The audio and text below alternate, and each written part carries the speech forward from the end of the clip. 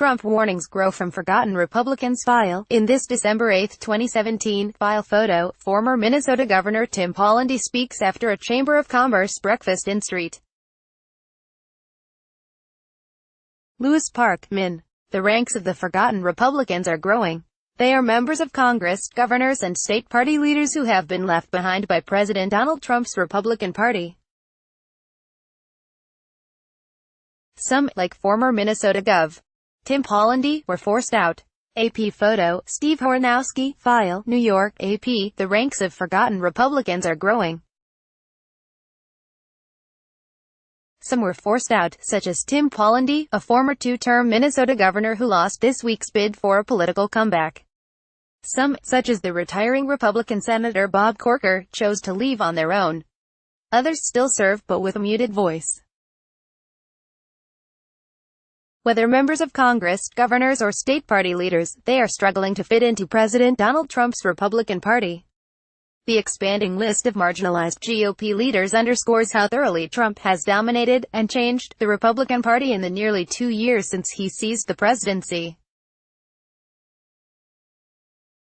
The overwhelming majority of elected officials, candidates and rank-and-file voters now follow the president with extraordinary loyalty, even if he strays far from the values and traditions many know and love. The Republicans left behind are warning their party with increasing urgency, though it's unclear whether anyone's listening. "I hope this is a very temporary place for the Republican Party," said Corker. "I hope that very soon we will return to our roots as a party that's very different, especially in tone, from what we've seen coming out of the White House." The forgotten Republicans, people like former Florida Gov. Jeb Bush, Arizona Senator Jeff Flake, South Carolina Rep. Mark Sanford and Ohio Gov. John Kasich, have been unwilling to sit quietly as Trump steers the GOP away from free trade, fiscal responsibility, consistent foreign policy and civility. Isolation and political exile have been their rewards. Their diminished roles leave fewer Republican leaders willing to challenge Trump under any circumstances, even in his darkest moments. Fact-checkers have recorded an extraordinary level of false and misleading statements flowing out of the White House. And beyond dishonesty, some of the forgotten have decried a disturbing pattern of racially charged rhetoric on issues like immigration, NFL anthem protests and Confederate monuments. "White nationalism isn't something I'm ever going to be comfortable with. But it is embraced by, or simply doesn't bother, a lot of Republicans," said former Ohio Republican Party Chairman Matt Borges, once a Trump confidant who was forced from his leadership post after criticizing Trump in the weeks leading up to the 2016 election. After Trump's victory, Borges returned to practicing law, while he continues to play a modest role in local politics. "To me, it became a matter of how much of your soul are you willing to sell. I would be the wrong person to be leading this party right now," Borges said. Trump remains popular among rank-and-file Republicans. And the vast majority of Republican candidates across the country this midterm season are pledging unconditional loyalty, and being rewarded with primary victories. Gallup found that 82% of Republicans approved of the president's job performance earlier this month.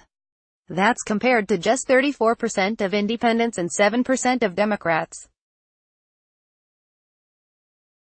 Kasich, who has not ruled out a primary bid against Trump in 2020, said the president's approval is misleading because the universe of people identifying as Republican is shrinking. "We're dealing with a remnant of the Republican Party. The party is not what it was," Kasich said in an interview. The term-limited governor said he's content to focus quietly on addressing issues like the opioid epidemic and urban violence on a bipartisan basis, while the Trump-led GOP focuses on partisan squabbling. "Let those in the Republican Party who want to be ideological and partisan, let them wallow in their own failures," said Kasich. Other GOP leaders aren't feeling quite so emboldened. Pawlenty's quest for a third term collapsed after Republican primary voters determined his experience, and his years-old description of Trump as unfit and unhinged, weren't welcome. Polandi politely declined to be interviewed, but a former aide, Alex Conant, said this week's result, like those of other primary elections this year, sent a clear message about the modern GOP. There's not a lot of room for dissent in the Republican Party right now, Conant said. Moderates don't feel welcome. And if you're not loyal to Trump, there's not necessarily room for you. The details may be different, but Polandi's unexpected exit is reminiscent of that of other public officials who have struggled to find their footing in the Trump era. Bush, another Trump critic, declined to comment for this story. He has been forced into silence, at least in part, for fear of hurting his son's political career. In June, Donald Trump Jr. withdrew from a fundraiser for Texas Land Commissioner George P. Bush after Jeb Bush criticized the president's policy of separating immigrant children from their families at the border. Another periodic Trump critic, former House Speaker John Boehner, is in the midst of a 20-stop bus tour to help raise money for vulnerable House Republicans. Just don't ask who he's raising money for. Spokesman David Schnitger said it was up to each of the campaigns involved to disclose Boehner's help. I'm not sure anyone has exercised that option to date, he said.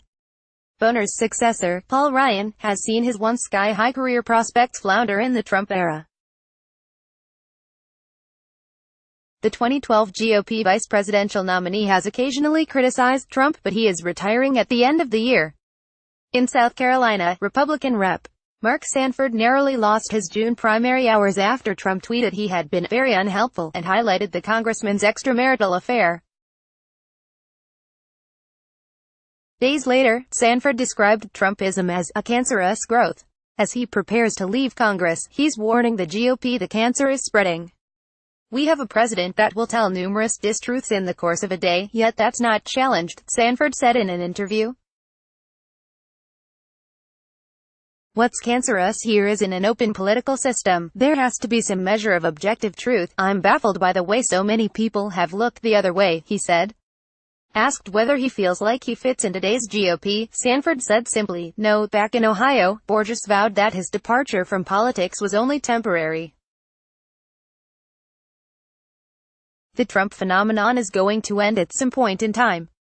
That might be 6 years, that might be 2 years, that might be sooner.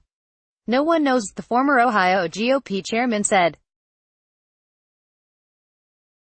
When it does end, it's the job of a lot of us to make sure that the party is still populated by good, honest, decent candidates and officeholders who we can continue to be proud of. _____. AP congressional correspondent Lisa Moscaro in Washington contributed to this report. Copyright 2018 The Associated Press. All rights reserved. This material may not be published, broadcast, written or redistributed.